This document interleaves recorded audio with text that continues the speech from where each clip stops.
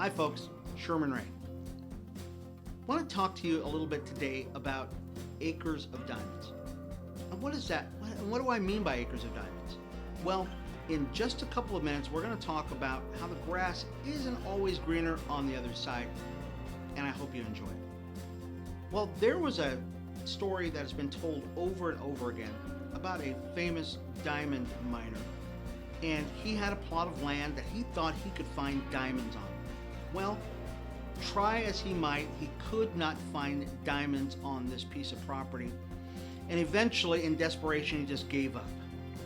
Well, he saw an ad in the paper for another diamond mine that was in a different country, and he said, you know what, I'm going to find my diamond mine, so I'm going to leave and go to this other country. And he did. He went out and he sold everything he had, and except for the property, of course. He left and he went to find riches for himself in a foreign land. Well, in the passage of time, the first place he went to struck out. He just couldn't find it. He went to another place. Same thing happened. Nothing happened on that piece of property. While he was out on the road, he got a message from back home, and the message back home said that there was somebody who was interested in the piece of property that he had left a few years earlier.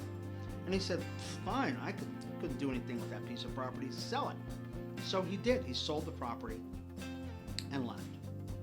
Well, the new owner of the property said, you know what, I'm going to make this into a great farm. And so what he did is he started plowing up that field. He got his horse and his oxen and his plow, and he started plowing up the field.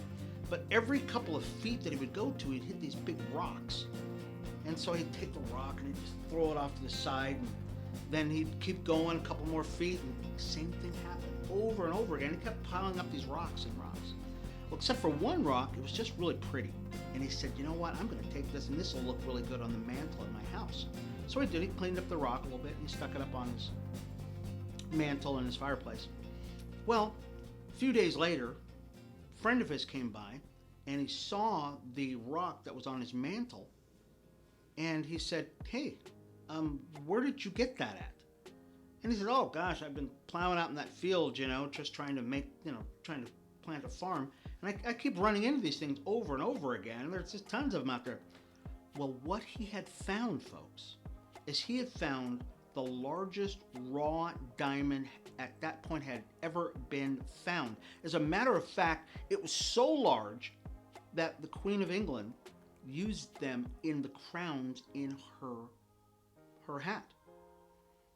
That diamond is still on display right now, even as we speak. So here's what the moral of the story is that what one man thought wasn't going to be good, another man was able to mine, and it turned out to be fantastic. God gave us a blueprint for this. And he said in Genesis chapter 1, the first chapter, he said, man, I give you dominion over the earth. Be fruitful, be multiply, and multiply. And he said, look, I'm going to make you in my image. I'm going to give you everything you need to get the job done. All you've got to do is do it. Sometimes that diamond mine, that thing you're searching for, those riches, those things are right there in front of you. Sometimes they're just below the surface. You just got to look for them. Acres of diamonds are right below your feet. This has been Sherman Ray for the Living Network. We'll see you again.